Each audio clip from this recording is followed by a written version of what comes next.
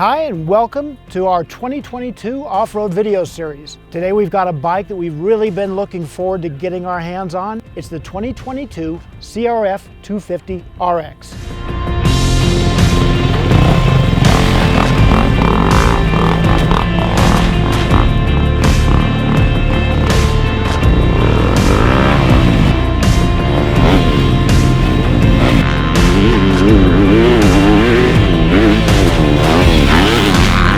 One of the reasons we've been so anxious to test this bike is because the 2022 Honda CRF250R motocross bike was all new for 2022. If you remember, that's the bike that got new frame, mostly new motor, pretty much everything that the 450 motocross bike got the previous year. Only Honda had another year to play with some of those settings. Most of the changes that the motocross bike got are perfectly suited for off-road. For one thing, the motor, much more bottom end. The motor's no longer a twin port head, one head port that goes back to one exhaust pipe. Much lighter, much more simple.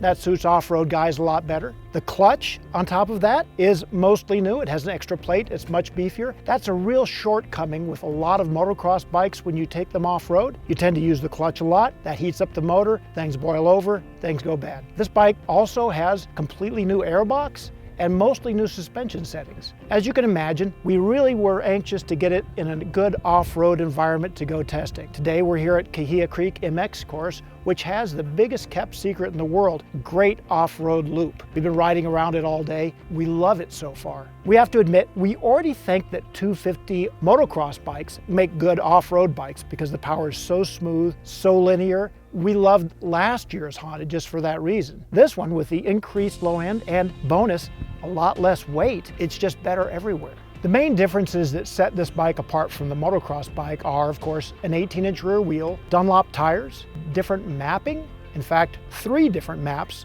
They have the medium, the aggressive, and the hard map. The hard one being very close to what the motocross bike uses. It also has handguards, a skid plate, a kickstand, but it has the same exact muffler and the same exact gear ratios as the motocross bike. As it turns out, that works pretty well off-road. Another big difference are the suspension settings. And we have to admit, in the case of the motocross bike, suspension was a little bit of a weak point for 2022. Well, with completely blank slate for suspension and off-road riding is the goal, this bike is nearly perfect. In fact, we kind of like the suspension on this bike better even for motocross purposes than we do the motocross bike.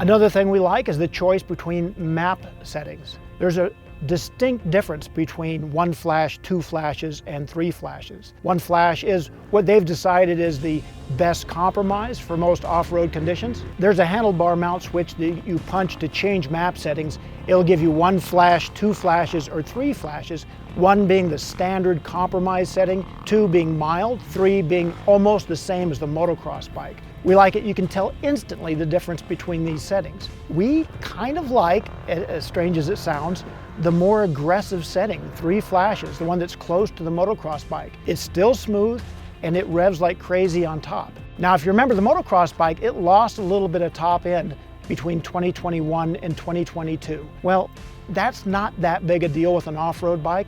What we really love about it is the increased bottom end torque.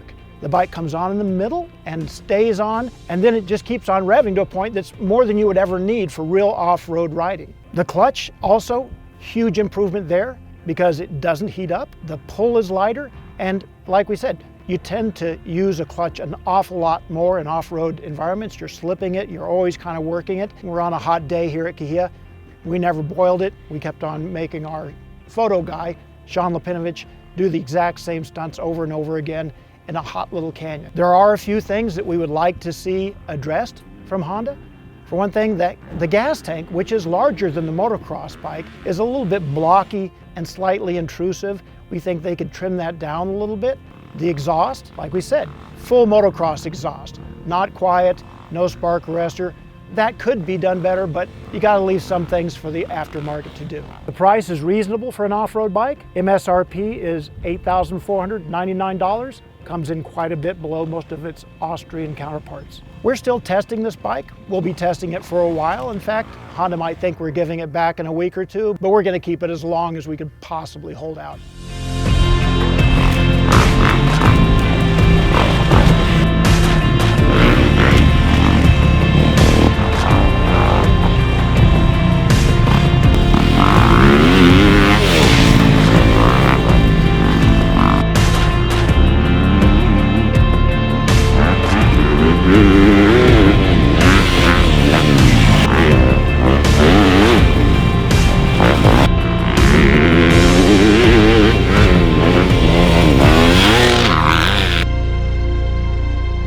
The test will appear in the May 2022 print edition of Dirtbike magazine. And then, as always, you can see updates and what we're doing with this project at dirtbikemagazine.com, as well as these videos, which you might enjoy. As always, check us out on Facebook, Instagram, and Twitter. And don't forget to hit that subscribe button. Thanks for watching.